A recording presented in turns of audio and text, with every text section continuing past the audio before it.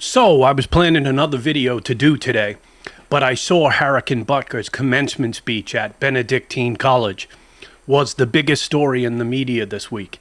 And after I saw it, I knew I had to cover this story. Harrison Butker is the kicker for the Kansas City Chiefs, and they won the Super Bowl this year. He was given a commencement speech at Benedictine College, which is a Catholic university. Butker is a committed Catholic himself who stands unapologetically and boldly for conservative values.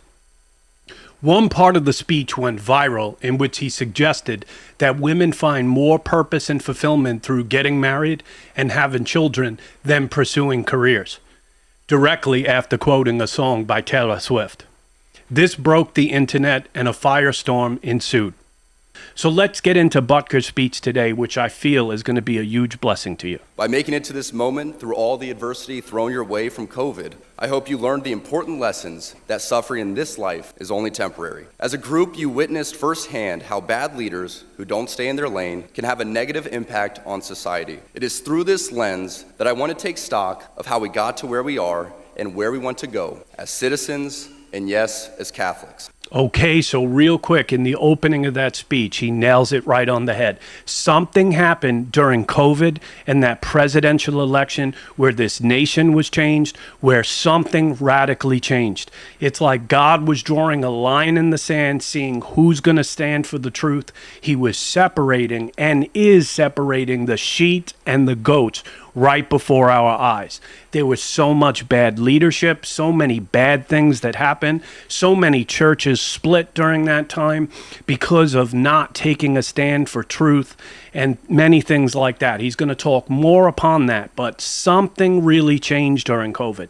And it was almost like God was beginning to set us up for, I feel like, a really great era in the church where we're going to see a great falling away, churches growing liberal and woke and going the wrong way, and at the same time we're going to see bold prophets that are standing up for the truth to proclaim the gospel. Let's continue. Large role throughout your formative years, it is not unique. Bad policies and poor leadership have negatively impacted major life issues. Things like abortion, IVF, surrogacy, euthanasia, as well as a growing support for degenerate cultural values in media, all stem from the pervasiveness of disorder. So you see that? He starts off his speech within the first minute and goes after the tough and controversial subjects, going after abortion. And it's something we need to talk about. We need to go after this because, like he said, COVID opened up the door to the demonic in this nation.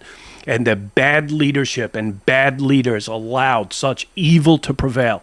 And evil prevails when men stand by and do nothing as the enemy takes ground. And in many ways, the Christian church has been handicapped because we've stayed silent, because we were trying to be nice Christians, and the enemy took too much ground. And so Butker starts off his speech right away, going right into the controversial subjects, not shying back. Let's continue. Our own nation is led by a man who publicly and proudly proclaims his Catholic faith, but at the same time is delusional enough to make the sign of the cross during a pro-abortion rally. Okay, so again, he goes right after Biden. Less than a minute into this speech, says that Biden was at this pro-abortion rally, genuflecting and doing the cross. And he goes, what kind of Catholic could go for this? Now, it should be noted that Biden, personal opinion is that he is against abortion personally as a Catholic, but that as someone who runs for political office, he's fighting for the everyday person to have the ability to have an abortion. So that should be noted. But Butker goes right after Biden. Like, you cannot be a Catholic and believe in abortion. And I agree with him. In some of these things, you cannot be lukewarm. You're either cold or hot. Let's continue. He has been so vocal in his support for the murder of innocent babies that I'm sure to many people, it appears that you can be both Catholic and pro-choice. He is not alone. From the man behind the COVID lockdowns to the people pushing dangerous gender ideologies onto the youth of America, they all have a glaring thing in common. They are Catholic. This is an important reminder that being Catholic alone doesn't cut it. Okay, so like he's saying in this, being Catholic alone doesn't cut it. And the same thing I'm going to challenge you today is being Christian. Just being a Christian isn't cutting it. We've got to take a bold stand for truth. See how he's talking about the LGTQ community, and he's going right after the war that we're seeing in front of us today and saying you cannot just be a Catholic in name only. You must boldly stand for truth. And Butker's doing that in this speech, man. He's just warming up. It's going to get a lot better. These are the sorts of things we are told in polite society to not bring up. You know, the difficult and unpleasant things. But if we are going to be men and women for this time in history, we need to stop pretending that the Church of Nice is a winning proposition. We must always speak and act in charity, but never mistake charity for cowardice. Okay, so you're seeing here right there, again, he's addressing a lot of times Christians just want to be nice Christians, and that is not going to win the culture wars. That is not going to push back against the darkness that we're seeing in this nation. We need bold voices that will stand for truth. Jesus said what he will do with the lukewarm. He says it and makes it very clear, be hot or cold. And the truth is that basically Butker's, again, just warming up. So let's continue. There even was an award-winning film called Silence, made by a fellow Catholic, wherein one of the main characters, a Jesuit priest, abandoned the church and as an apostate, when he died, is seen grasping a crucifix, quiet and unknown to anyone but God. As a friend of Benedictine College, His Excellency Bishop Robert Barron said in his review of the film, it was exactly what the cultural elite want to see in Christianity: private, hidden away, and harmless. Man, he's killing it in this speech. We cannot stay silent during these times. And basically, I do have to comment on this so that I do not get copyright strikes. So that's why I got to stop the video and speak. But he mentioned that cowards, a lot of people don't realize cowards will not be in the kingdom of God. Sometimes our silence can be conceived as cowardice. And he says what society really wants is just nice, quiet Christians like this priest he mentions that just died silently clutching his cross, but never taking a bold stand for anything. And so we need loud and bold voices in this time to stand up for truth. Let's continue. Our Catholic faith has always been countercultural. Our Lord, along with countless followers, were all put to death for their adherence to her teachings. The world around us says that we should keep our beliefs to ourselves whenever they go against the tyranny of diversity, equity, and inclusion. We fear speaking truth because now, unfortunately, truth is in the minority. Okay, so again, people are not boldly proclaiming the truth anymore. We have all these seeker-sensitive churches that are looking more to get a crowd, but not wanting to speak out on the truth. I heard Stephen Verdict at Elevation Church says that we don't talk about controversial and political issues in this church. We don't address those things. And by doing that, he's passing on the spiritual battles to his congregants.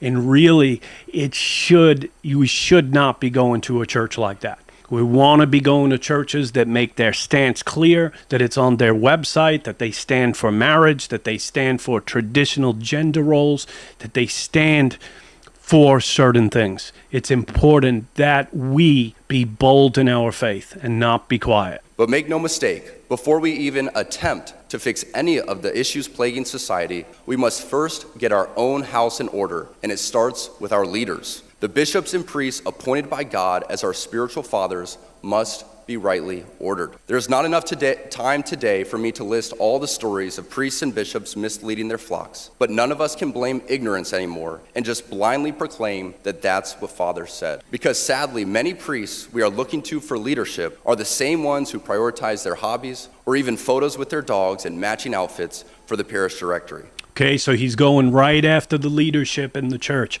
And this is a message that's really big message for these times, that a lot of the spiritual leaders that we have are just not cutting it. They're not up for the task. They're not up for the fight. They're not built for the age that we're living in. And we are, I believe, in the end of the end times. Whether Jesus comes in my lifetime or not, I don't know. I think sometimes that he will.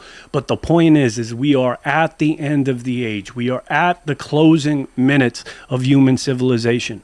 And that we need religious leaders that would be bold. And the religious leaders that had stood in ages before, many of them will not be up for the fight ahead. And now it's more important than ever to be in the right church with spiritual leadership that is bold and strong and willing to take stances on issues. No more gummy bear, watered down marshmallow Christianity. And I like how Butker is calling out his own movement, the Catholics. And really on this channel too, I'm going to call out the charismatic and Pentecostal church. I'm going to call out my own movement that I'm a part of and say, we are not up for the task. The spiritual leadership that we have needs to change. We need to go through a major reformation in the charismatic and Pentecostal churches.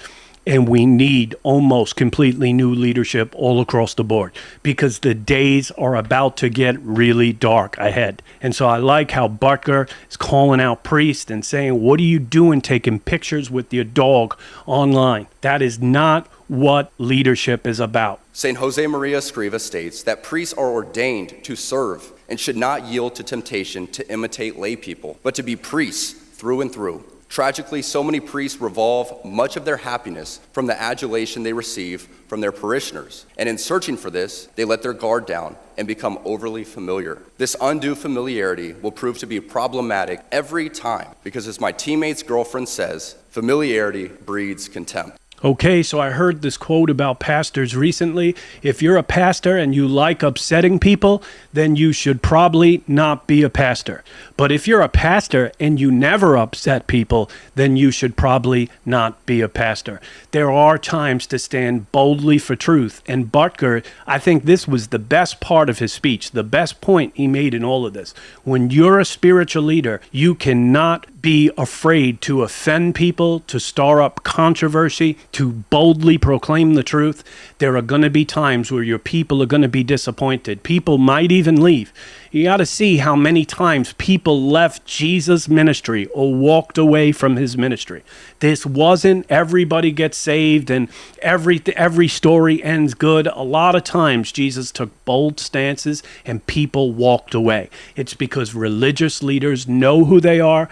They're not doing what they're doing for support or because people like them. They're able to stand even in times when they stand for truth and people don't like it. They're able to stand on their own. And Butker's saying a lot of you priests out there are standing for the approval of men. And we cannot have leaders like this in this generation. Let's continue. The chaos of the world is unfortunately reflected in the chaos in our parishes. And sadly, in our cathedrals too. As we saw during the pandemic, too many bishops were not leaders at all. They were motivated by fear of being sued, fear of being removed, fear of being disliked. They showed by their actions, intentional or unintentional, that the sacraments don't actually matter. Because of this, countless people died alone without access to the sacraments, and it's a tragedy we must never forget. As Catholics, we can look to so many examples of heroic shepherds who gave their lives for their people, and ultimately, the church. So you're seeing right here, he was highlighting some of the failures during the church,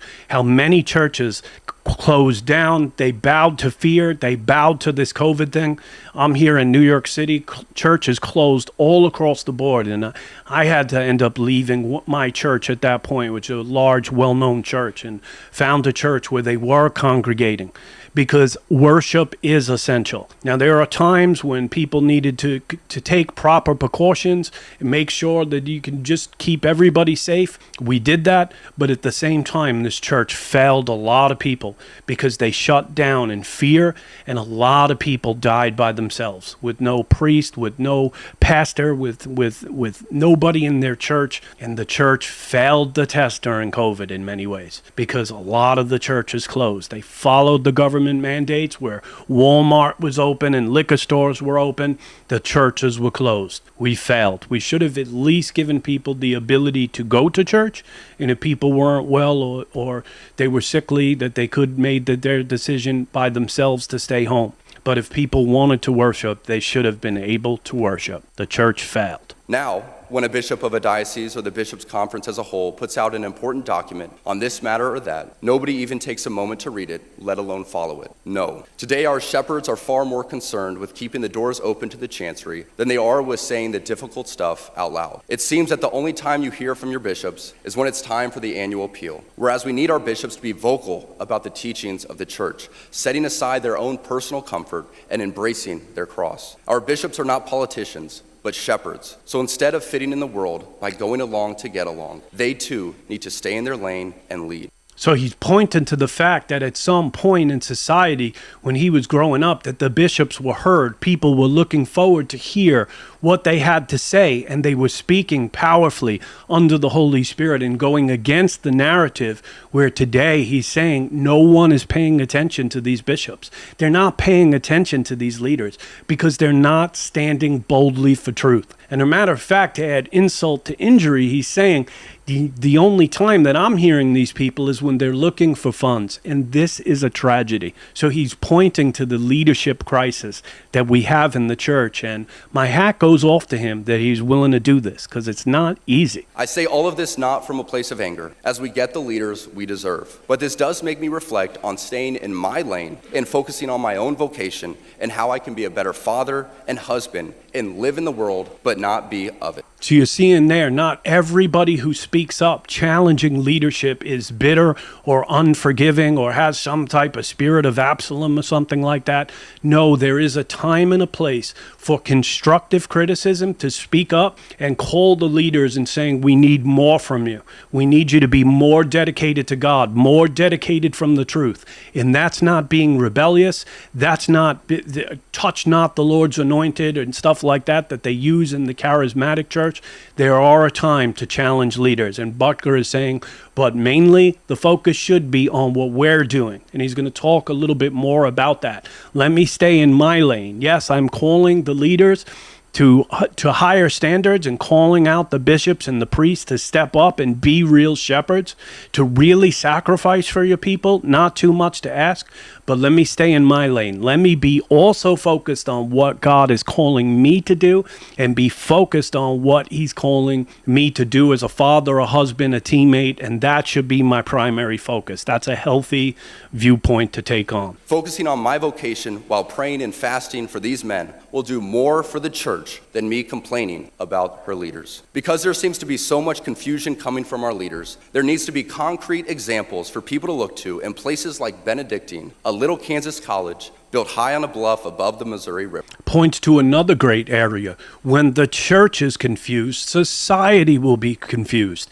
And that's what we're seeing going on right now with the gender confusion and the LGTV madness that we're seeing, is the church isn't clear on gender roles, that the church isn't clear on what is marriage, on what is gender, on what are the roles inside the church.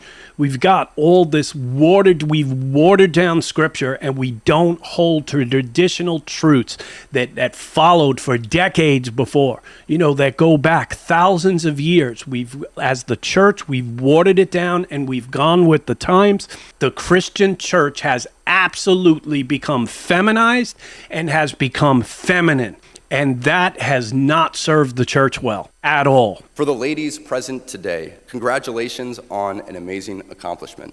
You should be proud of all that you have achieved to this point in your young lives. I want to speak directly to you briefly because I think it is you, the women, who have had the most diabolical lies told to you. How many of you are sitting here now about to cross this stage and are thinking about all the promotions and titles you are going to get in your career? Some of you may go on to lead successful careers in the world, but I would venture to guess that the majority of you are most excited about your marriage and the children you will bring into this world. I can tell you that my beautiful wife, Isabel, would be the first to say that her life truly started when she began living her vocation as a wife and as a mother. I'm on this stage today and able to be the man I am because I have a wife who leans into her vocation. I'm beyond blessed with the many talents God has given me, but it cannot be overstated that all of my success is made possible because a girl I met in band class back in middle school would convert to the faith, become my wife, and embrace one of the most important titles of all, homemaker.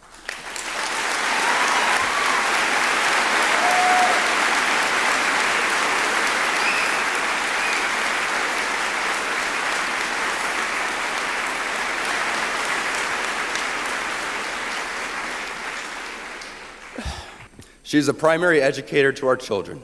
She's the one who ensures I never let football or my business become a distraction from that of a husband and father. She is the person that knows me best at my core, and it is through our marriage that, Lord willing, we will both attain salvation. I say all of this to you because I have seen it firsthand, how much happier someone can be when they disregard the outside noise and move closer and closer to God's will in their life. Isabel's dream of having a career might not have come true, but if you asked her today if she has any regrets on her decision, she would laugh out loud without hesitation and say, heck no. So this was the most controversial part of the speech. This was the part that went viral. And I don't know, I was a bit confused because here we have this guy praising his wife, giving honor to her as like a Proverbs 31 wife, and gets to the point where he even just starts crying to think about how much he loves his wife. And society is seeing this as a bad thing. Man, I wish that a lot of these people would have seen this guy choking up just as the thought of his wife. It seems like he has a healthy marriage. They work together as a team. He embraces his role. She embraces hers. They seem to be happy and well adjusted. And so what is so controversial about this? What is so bad about this? This is a beautiful thing. And the truth is we should not conform to the patterns of this world. We need to be conformed by Scripture. Now, one thing I feel led to mention, not everybody is going to have a husband that's a professional kicker on an NFL team that is going to be able to stay home and be a homemaker. Okay, a lot of people don't make enough money these days, and a lot of houses do need two incomes to continue to thrive. This is just part of the world that we live in, the system of the beast that we're in right now, where not every woman can stay home. If you have a husband like this that's famous and makes a lot of money, hey, that's great. And I'm sure there are a lot of people that would love to stay home that can't. You shouldn't necessarily feel guilty for that. But for the people that can and are financially in a good place, who are willing to make the sacrifice for a few years, and I saw both of my sisters make that sacrifice for their kids when they were home and when they were young until they entered school, and man, it really makes the difference. And that the homemaker is just a wonderful job. It could be a calling from God. And why this speech ended up being so controversial, because he was calling women to be homemakers and find fulfillment in that. Okay, I'm really confused. Let's continue. He's going to have a word to the men in a little bit. That is, I think, the biggest part of this whole entire speech that we need to hear. As a man who gets a lot of praise and has been given a platform to speak to audiences like this one today, I pray that I always use my voice for God and not for myself. Everything I am saying to you is not from a place of wisdom, but rather a place of experience. I am hopeful that these words will be seen as those from a man not much older than you, who feels it is imperative that this class, this generation, and this time in our society must stop pretending that the things we see around us are normal. Okay, so he just makes a beautiful point here. He's using his fame and influence in order to be able to speak and stand up for God and stand up for truth, right? Because he's famous, he's using his position in order to stand for godly values. A lot of people have platforms. A lot of people have fame and influence, and they don't use it to stand for truth. They don't use it to stand for the gospel. They use it to promote themselves and to become rich and famous. And there's a lot of that in the church today. And I'm not saying you can't have nice things. I'm not saying that God doesn't want to prosper his people. But when you have a platform, when God blesses you like he's done with Butker, Butker is doing the right thing by using his fame and influence to spread the message of the gospel. In many ways, Tim Tebow does this as well. He does not use this to promote himself, but uses it at every chance that he can to get out the message and to stand for truth. And we have too many platforms in America where the people that are leading are really there all for themselves and their fame and their influence. And that needs to change. To the gentlemen here today, part of what plagues our society is this lie that has been told to you that men are not necessary in the home or in our communities. As men, we set the tone of the culture, and when that is absent, disorder, dysfunction, and chaos set in. This absence of men in the home is what plays a large role in the violence we see all around the nation. Other countries do not have nearly the same absentee father rates as we find here in the U.S., and a correlation could be made in their drastically lower violence rates as well. Be unapologetic in your masculinity, fighting against the cultural emasculation of men. Do hard things. Never settle for what is easy. You might have a talent that you don't necessarily enjoy, but if it glorifies God, maybe you should lean into that over something that you might think suits you better. We are seeing an assault on masculinity on every single sphere. I have never seen anything like this.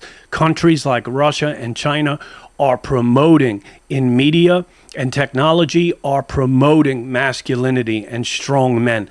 The reason why, because they know that it creates a better society. They know society will be better off if men take their place. And another major issue we're not talking about is fatherlessness in this nation that is causing these people to be raised like orphans because men don't step up to take their role. And part of the reason my men don't step up and take their role is because they're not respected. They're not wanted. And he's saying, don't buy those lies. Play your role. Step up. Provide and protect. Love. Men are in a position to use their power to serve women and children, not to press and hurt women and children, but to serve, to love, to protect, and take care for. And he said, don't apologize for being a man. Seen a survey this week that they put forward that the American Medical Association was saying that basically that hospitals that have more women surgeons, that they have a fewer deaths and fewer incidences and things. And I'm like, man, you can't even be a surgeon these days. They're attacking men at every single level, even in the medical profession, which male surgeons dominate the field. But they're even taking a shot on every single level in anything they can do to diminish role. And this is done intentionally. Like he said, I agree with him, society as it is best and its finest when you have fathers in the home, when you have husbands that are there in the house, and you don't have these broken families. Society is way better off. And he's just challenging men to step up and take their place. And it's just such a good message. And notice that part of the speech was not aired. That part of the speech didn't go viral. As you move on from this place and enter into the world, know that you will face many challenges. Sadly, I'm sure many of you know of the countless stories of good and active members of this community who, after graduation and moving away from the Benedictine bubble, have ended up moving in with their boyfriend or girlfriend prior to marriage. Some even leave the church and abandon God. Again, even right at the end of this speech, he's going after that. He's going after the tough and controversial subjects. Don't now go in and move with your boyfriend and girlfriend and live in sin. One of the biggest problems that we have with my older church, my family and my mother said, there's all these young people that are living together and none of the pastors say anything. They don't offer rebukes. They don't say, separate, you're not married, don't live together. Nobody is saying these type of things. Nobody wants to be a father anymore. Nobody wants to have these difficult conversations. And here he is closing out his speech saying, now don't go as good Catholics go in and move in together with your boyfriend or girlfriend. Don't live in sin, he was basically saying. Man, we got one last clip and we're going to close this. What you must remember is that life is about doing the small things well, setting yourself up for success, and surrounding yourself with people who continually push you to be the best version of you. I say this all the time, that iron sharpens iron. It's a great reminder that those closest to us should be making us better. If you are dating someone who doesn't even share your faith, how do you expect that person to help you become a saint? If your friend group is filled with people who only think about what you're doing next weekend and are not willing to have those difficult conversations, how can they help sharpen you? Again, he puts in another gem. How many times in the church, especially if you're at a larger church, you see somebody, they're dating someone that is not a Christian, that does not share their faith. And he's saying, how can you go forward with somebody if they don't share your faith, if they're not a Christian, if they don't have the same values? He's basically saying, date people that are Christian, date people that are Catholic, because you share the same forward. As a deacon in a former church and a youth pastor, young adult ministry, I had to constantly tell people, why are you with somebody that's not a Christian? And it's important to have those conversations with people, even if they're tough. There is one more clip. I know that my message today had a little less fluff than is expected for these speeches, but I believe that this audience and this venue is the best place to speak openly and honestly about who we are and where we all want to go, which is heaven. Okay, so he ends this and says, like, I'm sorry this was not a fluffy speech, but in a lot of ways, the churches these days have become entertainment, and people aren't preaching the truth, aren't speaking the truth anymore, and church is not for entertainment. I'm glad that Butker used this situation to stand up for truth. He was respectful, he was kind, he was courteous, and just had a very friendly demeanor, but at the same time took a bold stand for truth. Notice he didn't raise his voice or get excited, but he stood for truth. And I just commend him and just want to be a situation where I promote on this channel men like Butker, who are good examples of men that stand up for truth and hope. Listen, I know that a lot of people out there have been hurt by men, and yes, we need to acknowledge that. There are a lot of times where men have misused and abused their authority. For those that have been hurt by men and male leadership, I will apologize to that. But somebody like Butker, man, he's just such a good example. He seems like he really loves his wife, really loves his family. And these are the type of people we want to promote. These are the type of leaders we need in the churches these days. And I'm going to do everything that I can to promote good Christian leaders that I find out there and to promote them on this channel. Because we need strong male leadership like never before. Because the truth is, and this is the last thing I'm going to say, and it's going to be controversial, but men have testosterone. Women have estrogen. So men have a chemical in them that helps them fight the fights that need to be had. Okay, and it's not that women can't fight battles, they can too, right? But men have this chemical in them and testosterone that will help them, if need be, to fight back against the evil that we're seeing in the world, in society, in church. And that's what's needed, because the confrontation, the boldness that needs to be done to push back against the darkness, to push back towards all we're seeing right now in society and in the church, it's got to be led by men. It's got to be done by men. And there are times that God will anoint women too as well to do work, like the book of Joel says. In the end times, he's going to pour out his spirit on all flesh. He's going to use all people. They're not going to be on the bench. But we're talking about senior leadership right here, that we need men to lead the charge and to step up and to do the right things. So I'm glad that you stuck with me to the end. I really appreciate that. I'm going to close the video in prayer, but I just wanted to say a few things real quick. I'd love to connect with you on social media, on Facebook, Instagram, TikTok, Twitter, and connect with you on other platforms. You can find that information down below.